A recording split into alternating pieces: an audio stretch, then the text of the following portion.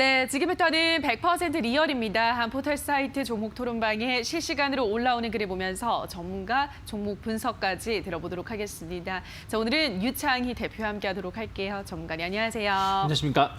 네, 오늘의 5위부터 바로 만나보도록 하겠습니다. 자, 오늘의 5위는 유테크입니다. 유테크가 오늘 장중에 하한가로 진입을 했습니다. 4거래 연속 하락세를 보여주고 있는 유테크 고일까요? 스탑일까요, 전문가님? 뭐 스탑을 좀 외쳐야 되지 않을까 생각하고 있습니다. 알겠습니다. 유테크 스탑 들면서 토론방 지켜보도록 하겠습니다. 유테크에 대한 의견입니다.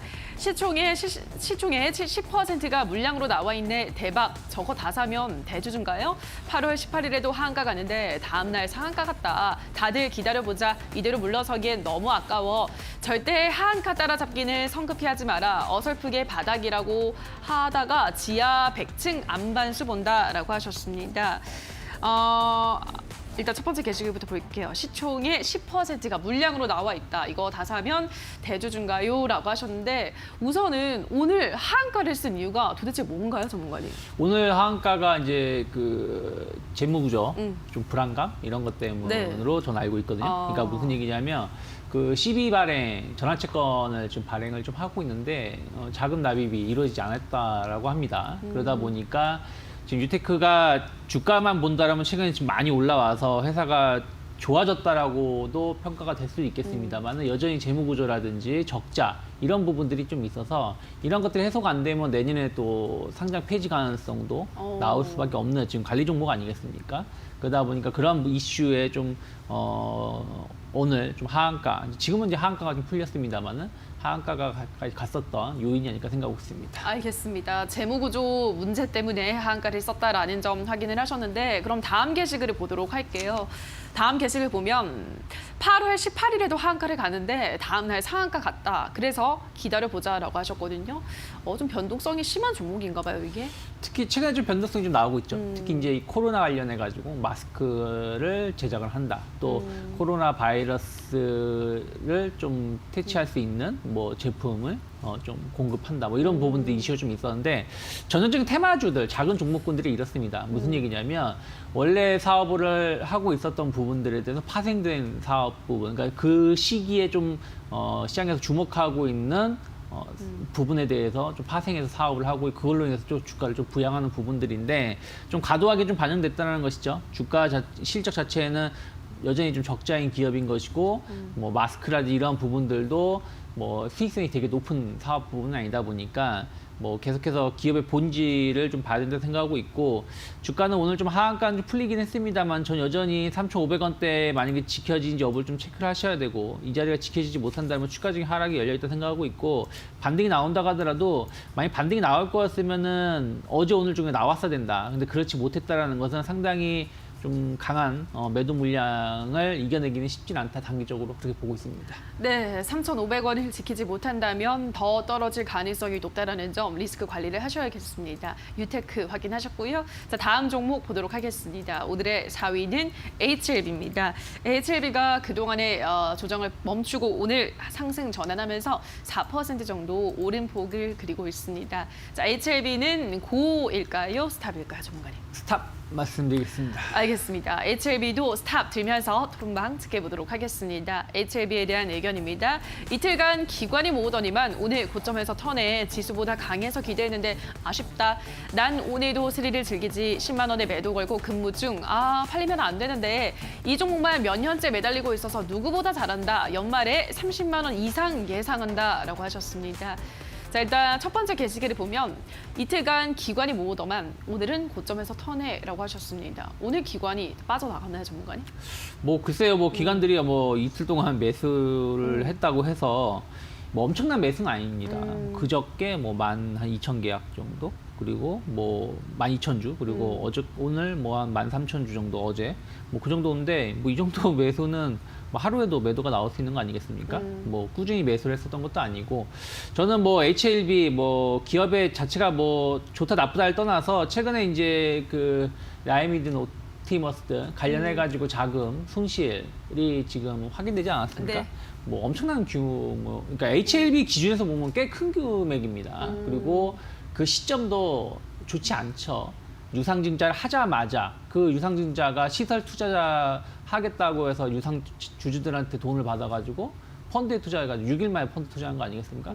그렇다면 상당히 도덕적 해이가 발생을 했다. 저는 그렇다면 투자자들한테 좋은 평가를 받기 어렵다. 그러면 지금 반등은 기술적 반등이라 봐야 될 것이고, 글쎄요, 뭐 단기 매물대를 회복하려면 정말 임팩트한 뭐 임상 효과라든 이런 게 나와야 되는데, 아직까지는 그거를 기대하고 지금 매수하기에는 추가적인 하락을 좀 염두에 두셔야 되지 않을까 생각하고 있습니다. 네, 오늘의 상승은 기술적인 반등이다. 강력한 뭐 상승 재료가 없는 한 앞으로도 주가 상승 탄력을 받기는 힘들 것 같다라는 의견이셨습니다. 자, 그럼 다음 게시글을 하나만 더 보도록 할게요.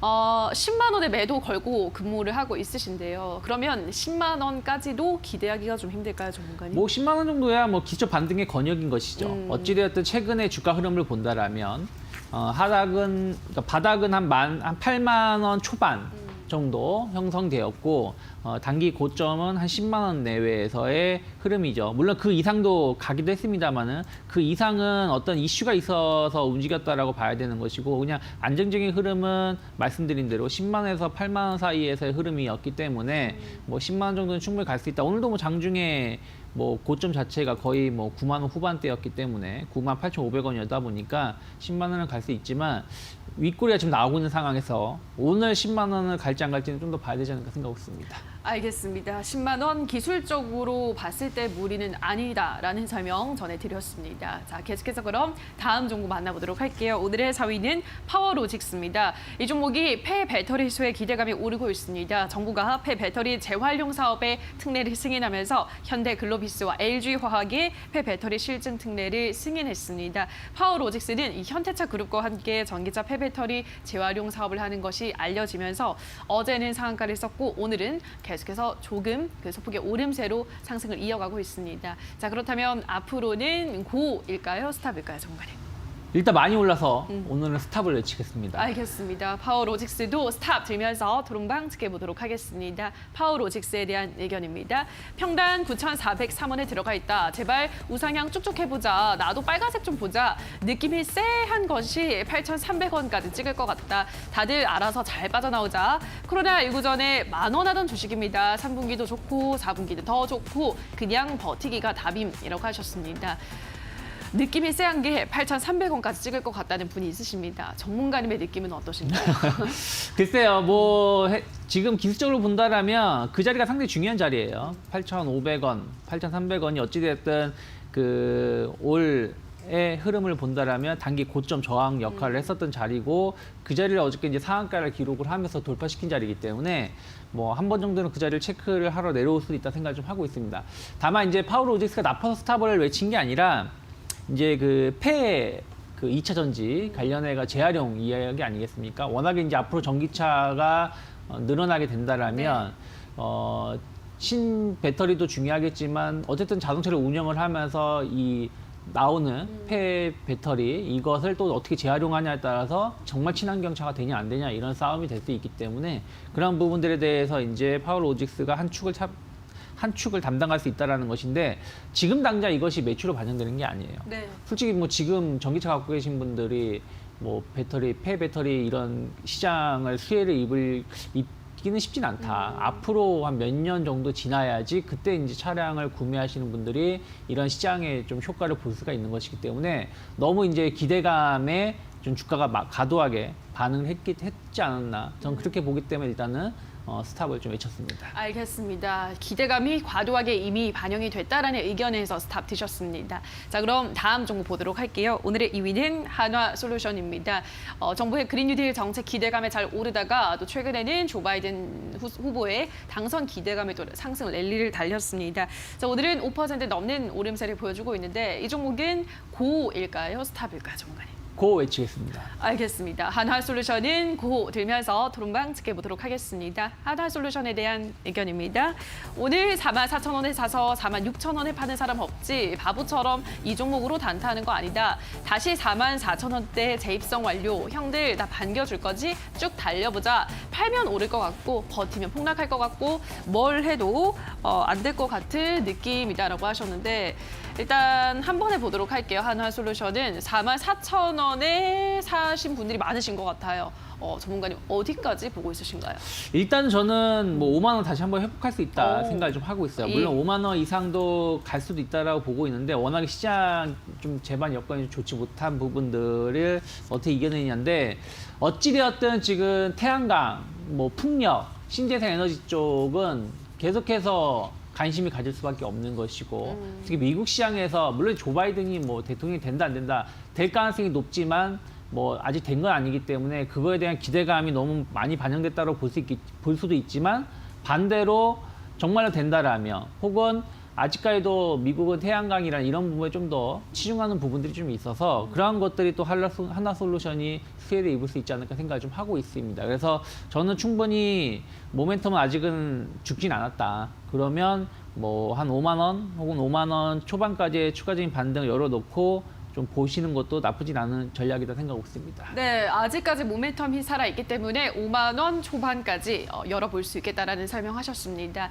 자, 그럼 계속해서 오늘의 1위도 만나보도록 할게요. 수젠텍입니다. 수젠텍의 항원 신속 진단 키트가 독일 연방정부 보건국 승인에 성공하면서 독일을 중심으로 제품 공급에 나선다는 소식에 오늘장 상승하고 있습니다. 자, 이 종목은 앞으로 고일까요? 스탑일까요? 전문가님. 일단 조금 더 갈 거라 생각을 해서 고를 말씀드리겠습니다. 알겠습니다. 수젠텍은 고 들면서 토론방 지켜보도록 하겠습니다. 수젠텍에 대한 의견입니다. 오늘 34,000원에 안착해야지 4만 원도 뚫는다. 힘차게 한번 가보자 젠테가 물타기해서 평단 겨우겨우 41,000원대로 맞췄네요. 다음 주 안에 4만 원 올라오면 좋겠네요. 휴. 5만 원대 계신 분들 구조대 곧 도착합니다. 3분기 실적 보시면 제 말 이해하실 겁니다. 라고 하셨습니다. 그동안 5만 원대 부근에서 3만 원까지 줄곧 내리막길을 걸었다가 오늘 간만에 상승으로 전환을 했죠. 이 종목 전문가님 어디까지 좀 더 열려 있다 보세요?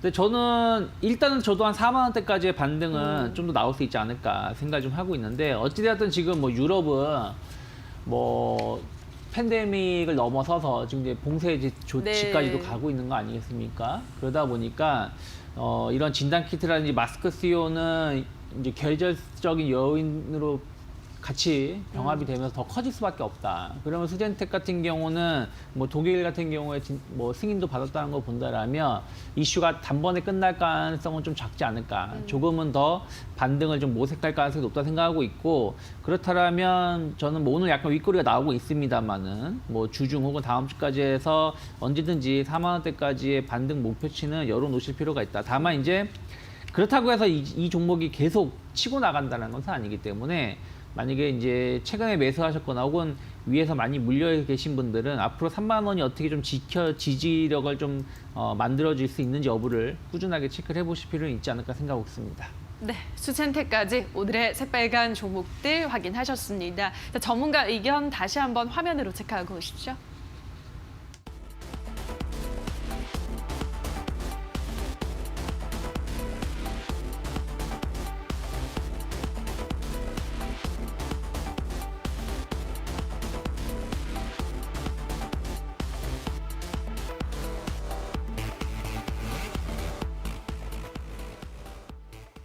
계속해서 오늘의 관심주 확인해 보도록 하겠습니다. 전문가님 어떤 종목 가지고 오셨을까요? 오늘 포스코 좀 선정을 좀 해봤습니다. 네. 뭘 주가는 좀 약간 약간 약보합 정도 반전되긴 했습니다만은 지금 계속해서 철강 수요는 뭐 늘어날 수밖에 없는 구조 아니겠습니까? 전 세계가 경기를 부양하려고 하다 보니까 SO 투자 쪽으로 계속 늘어날 수밖에 없고 특히 중국이 공격적인 경기 부양 미국하고 같이 이루어진다라면 철강 수요는 하반기 내년까지도 계속 이어질 수밖에 없다 생각을 좀 하고 있고요. 그러면서 오히려 철강스 가격은 안정세, 하락 안정세를 좀 보여주고 있다는 걸 본다라면 철강 업체들에 대해서 수익성은 더 좋아질 수밖에 없지 않을까 생각을 좀 하고 있어요. 그래서 포스코 3분기보다는 4분기 혹은 내년 1분기에 대한 실적 기대감이 좀 높게 작용을 하고 있지 않나 생각을 좀 하고 있고요. 최근에 주가 흐름도 역시 마찬가지로 계속 고점을 돌파시키려고 하고 있는 시도를 좀 보여주고 있어서 이런 위치에서는 물론 시장이 좀 얼마나 좀 받쳐주면서 올라갈 수 있느냐가 중요하겠습니다만은 어찌되었든 안정적인 흐름을 좀 보여주고 있지 않나 생각을 좀 하고 있습니다. 그래서 충분히 현재가 정도 수준 매수 가능하다 생각을 좀 하고 있고요. 저는 목표가는 한 23만 원 정도 만약에 매물이 돌파된다라면 23만 원까지는 매물 없이 충분히 추가적인 상승 가능하다 생각하고 있고요. 손절가는 한 18만 7천 원 정도. 어찌됐든 최근 형성되었던 박스권 하단이 18만 7천 원이기 때문에 이 자리를 지켜지기 전까지는, 이 자리가 이탈하기 전까지는 일단 분할 매수 측면에서 접근도 가능하다 생각하고 있습니다. 네, 요즘처럼 시장이 조정을 받고 있을 때 오히려 철강주들은 오름세를 계속해서 보여주고 있는 모습입니다. 아까 전문가님도 말씀을 하셨지만 각국의 경기 부양책에 따른 인프라 투자 확대로 철강주들이 주목을 받고 있습니다. 또 철강 가격이 안정화되면서 수익성 개선까지 기대가 된다라고 설명하시면서 오늘의 관심주로 포스코 제시를 해드렸습니다. 목표가는 우선 23만 원까지 제시를 해드렸고요. 손절가는 18만 7천 원 말씀해드렸습니다. 포스코 관심 가져보시기 바랄게요. 자, 여기까지 오늘의 새빨간 스캔들은 유창희 대표와 함께했습니다. 전문가님 고맙습니다. 고맙습니다.